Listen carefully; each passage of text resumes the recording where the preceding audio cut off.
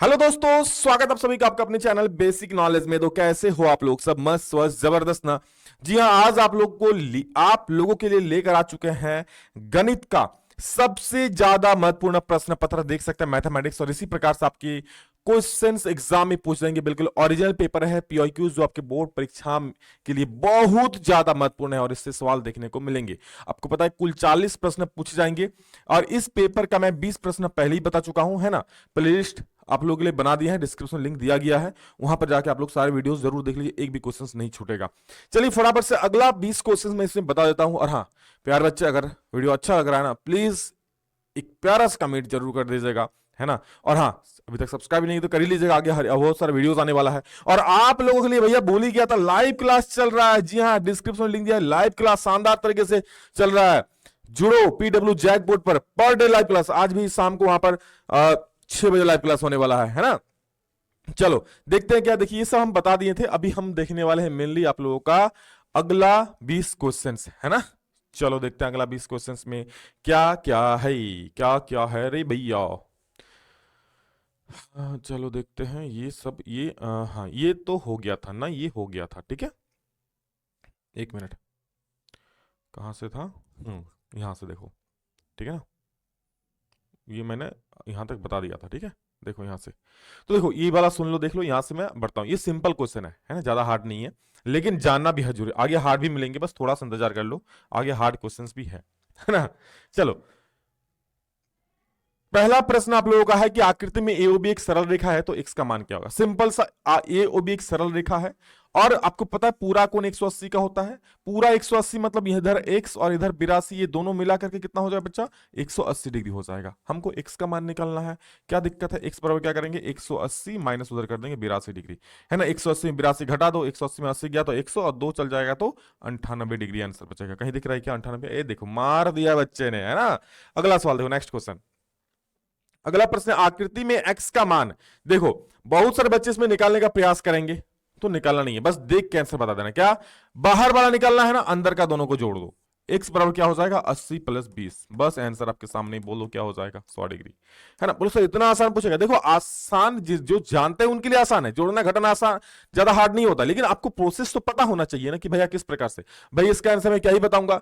त्रिभुज के तीनों कोनों का योग बताओ, नहीं पता है क्या? 180 डिग्री होता है ना। बोले सर हार्ड क्वेश्चन लाओ। चलो देखते हैं कहां पे हार्ड क्वेश्चन अभी।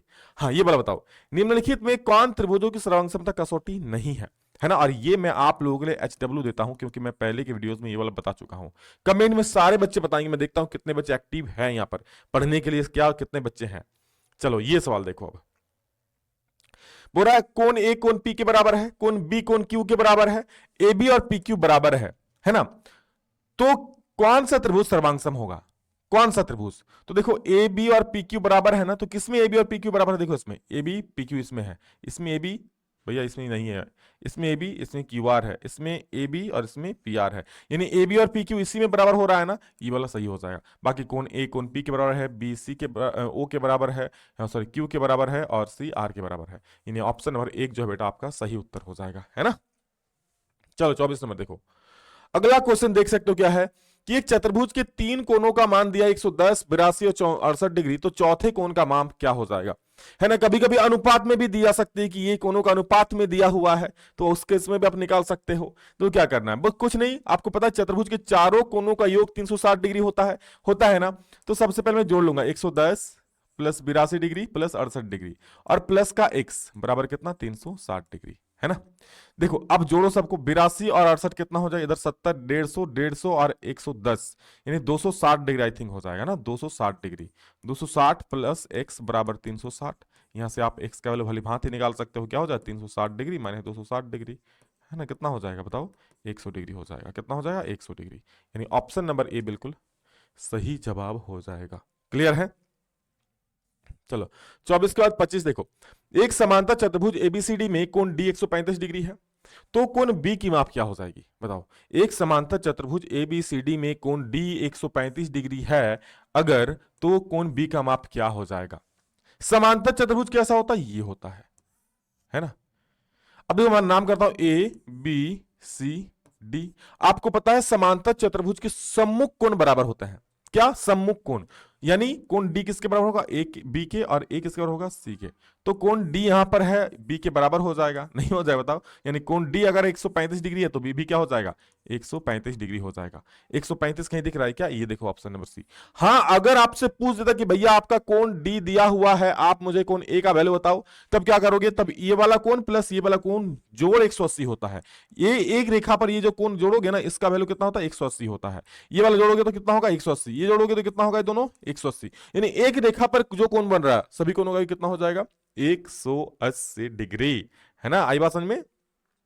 नेक्स्ट, समचतुर्भुज के विकर्ण परस्पर क्या होते हैं? तो प्यार बच्चे याद रखना, समचतुर्भुज के विकर्ण परस्पर लंब होते हैं, है ना? ये मान लो आपका समचतुर्भुज है ना, और इसके विकर्ण क्या होता है, लंब समद्विभाजित होता है, यानी एक दूसरे को बराबर भागों में बांट भी देता है और 90 डिग्री में काटता है। ऑप्शन नंबर सी सही हो जाएगा। आगे देखो, ये सवाल समझने वाला है देखो, और इस पर थोड़ा घुमा के भी पूछ सकता है। देखो कैसा पूछा यहां पर कि एक ही आधार और एक ही समांतर रेखाओं के बीच, आधार एक ही है, मान लो ये दो समांतर रेखा है और ये आधार है ना? एक ही आधार और एक ही समांतर रेखाओं के बीच स्थित समांतर चतुर्भुजों के क्षेत्रफल में होते हैं। तो यहां पर मैं एक ही आधार पर, मान लो यहां पर एक मैंने क्या बना दिया, देखो समांतर चतुर्भुज बना दिया। क्या बना दिया, यहां पर एक समांतर चतुर्भुज बना दिया। अब इसी को आधार मानकर मैं और एक समांतर चतुर्भुज बनाता हूं, इधर देखो ऐसे, है ना? ये तो देखो ये वाला एक समांतर चतुर्भुज बना और ये वाला एक समांतर चतुर्भुज बना। याद रखना दोनों का क्षेत्रफल समान होता है, क्या होता है, बराबर होगा। हाँ, अगर बोलेगा कि एक ही आधार, अगर आपको बोलेगा क्या कि एक ही आधार और दो समांतर रेखाओं के बीच अगर कोई समांतर चतुर्भुज है ना, और मान लो कोई एक त्रिभुज है, तो उनका क्षेत्रफल क्या हो जाएगा? तो याद रखना त्रिभुज का क्षेत्रफल समांतर चतुर्भुज क्षेत्रफल के आधी हो जाएगी, है ना? क्या हो जाएगी, आधी हो जाएगी। यानी समांतर चतुर्भुज क्या हो जाएगा, दोगुना हो जाएगा। और इस केस में अगर अनुपात निकालने बोले समांतर चतुर्भुज का और त्रिभुज का, तो समांतर चतुर्भुज का 2 गुना होगा और उसका त्रिभुज का उसका आधा, यानी 2:1 हो जाएगा। याद रखना, है ना? समांतर चतुर्भुज क्या होता है, त्रिभुज का 2 गुना होता है, यानी त्रिभुज का क्या होता है, समांतर चतुर्भुज का आधा होता है। नेक्स्ट, यदि एक समचतुर्भुज के विकर्ण दिया है 5 सेंटीमीटर 14 सेंटीमीटर, तो उसका क्षेत्रफल क्या होता है? याद रखना समचतुर्भुज का क्षेत्रफल होता है 1/2 गुने विकर्णों का गुणनफल। विकर्ण 5 और 14 है ना, गुना कर दो 5 और 14 को, 2 सत्ते 14 7 बार में कटेगा तो 5 सत्ते 35 हो जाएगा, 35 सेंटीमीटर स्क्वायर। कहीं दिख रहा है क्या? ऑप्शन नंबर है ना? बस आप याद रखना कि समचतुर्भुज का क्षेत्रफल क्या होता है, 1/2 गुने विकर्ण, है ना? विकर्ण जो भी होगा मैं यहां लिख दे रहा हूं, विकर्णों का गुणनफल लिख दे रहा हूं। क्या? विकर्णों का गुणनफल, ये फॉर्मूला होता है बेटा। क्या होता है? विकर्णों का गुणनफल, है ना? गुणनफल ये फॉर्मूला होता है, याद रखिएगा। नेक्स्ट 28 के बाद 29 नंबर देखिए क्या है। अरे भैया कहां चल जाएगा,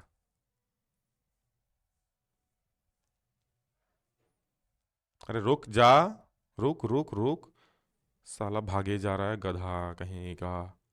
जिसको लाना है उसको नहीं आएगा, इतना पिटाएगा ना तो मेरे से। आगे देखो नेक्स्ट, ये 26 हो गया ना, चलो 27 के बाद 28। 28 हम बता दिए आपको ना, 28 हम बता दिए, अब हम 29 बता रहे हैं, ठीक है? इसके बाद चलो 29 निकालने में हालत खराब हो रहा है ना। चलो ये लो 29, एक चक्र चतुर्भुज, भैया चक्र चतुर्भुज ने चक्कर चक्कर लगा दिया।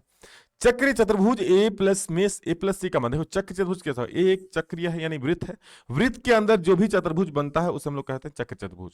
और मान लो इसका नाम देते हैं ए बी सी डी। तो याद रखना चक्र चतुर्भुज का रूल होता है कि सम्मुख कोणों का योग, क्या? सम्मुख कोणों का योग 180 डिग्री होगा। कितना होगा? 180 डिग्री, याद रखना, है ना? सम्मुख कोण का योग 180 डिग्री होता है चक्र चतुर्भुज में। नेक्स्ट, वृत्त की सबसे बड़ी जीवा। अच्छा वृत्त क्या होता है सर? ये वृत्त है। जीवा क्या? ये सब क्या है? ये जीवा, टिंग टिंग टिंग टिंग। तो सबसे बड़ी जीवा क्या होगा? जो केंद्र से पास होगा उसे हम लोग क्या बोलेंगे? सबसे बड़ी जीवा बोलेंगे। यानी कि जो केंद्र से पास होगा और उसे हम लोग क्या बोलेंगे? उसे व्यास भी बोलेंगे ना भाई। व्यास भी तो उसे बोलेंगे, क्या बोलेंगे? नहीं बोलेंगे, क्योंकि जो केंद्र से पास होगा उसे तो व्यास बोलेंगे। नेक्स्ट 31 नंबर देखो,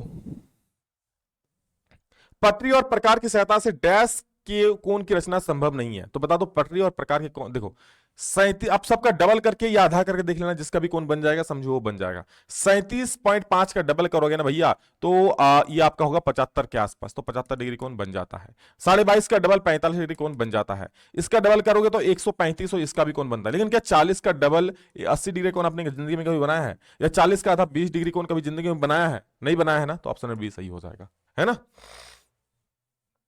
आगे देखो 31 का 32, हीरोन का सूत्र क्या है? तो हीरोन का सूत्र सिंपल सा याद रखना, √s into S minus A into S into S minus A into S minus B into S minus C, जहां एस मतलब होता है परिमाप और ए बी सी त्रिभुज की तीनों भुजा होती है मेरी जान।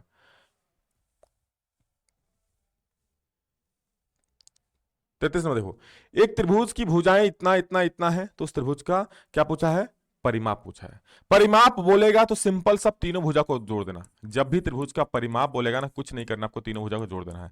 122 प्लस 120 प्लस 22। हाँ, अगर अर्ध परिमाप बोलता तो बटा 2 करते। यहां देखो बच्चा ने बटा 2 किया है, गलत कर दिया है ना। अर्ध परिमाप नहीं बोला है, परिमाप बोला है, तो 2 2 4, 2 2 4 और 2 6, 1 और 1 2, 264 सेंटीमीटर होगा। लेकिन बच्चे ने मार दिया है उसका आधा, गलत कर दिया है ना। बच्चे ने इसको भी ऐसे गलत कर दिया, इसको काटोगे तो भैया 264 को 2 1 2 2 3 6 132 आएगा वैसे।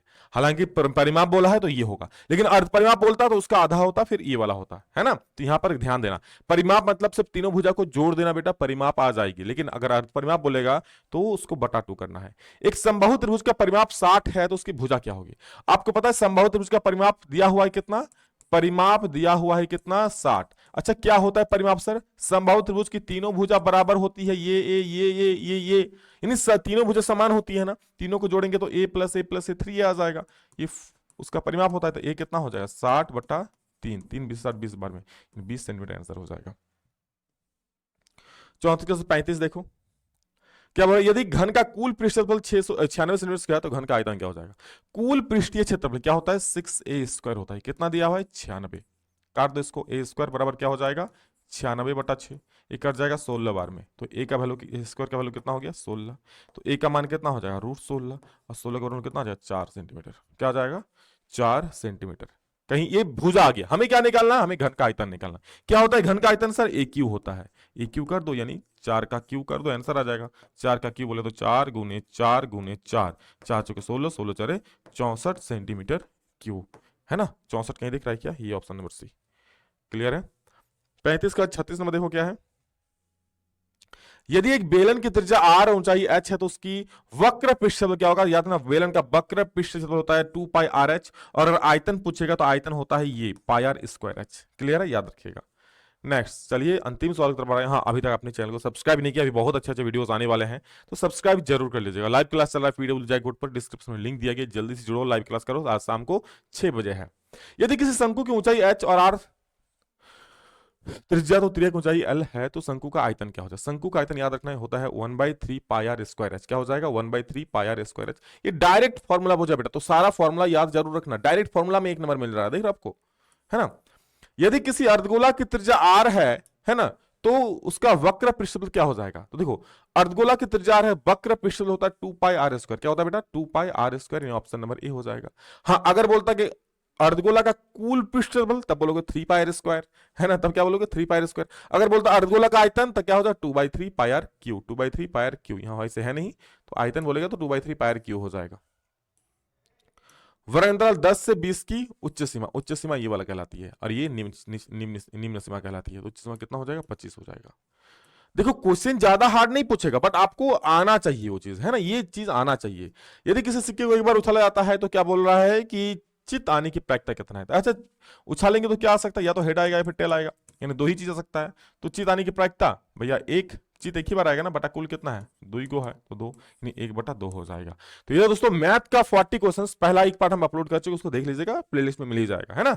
चलिए नेक्स्ट वीडियो में आप लोग जल्द मिलते हैं और शानदार शानदार क्वेश्चंस के साथ। जितना वीडियो अपलोड कर रहे हैं उसको जरूर देख लीजिए, एक भी प्रश्न आप लोग एग्जाम में छूटेगा नहीं, है ना। चलो, लव यू ऑल बेटा, बाय बाय, टेक केयर, जय हिंद, वंदे मातरम।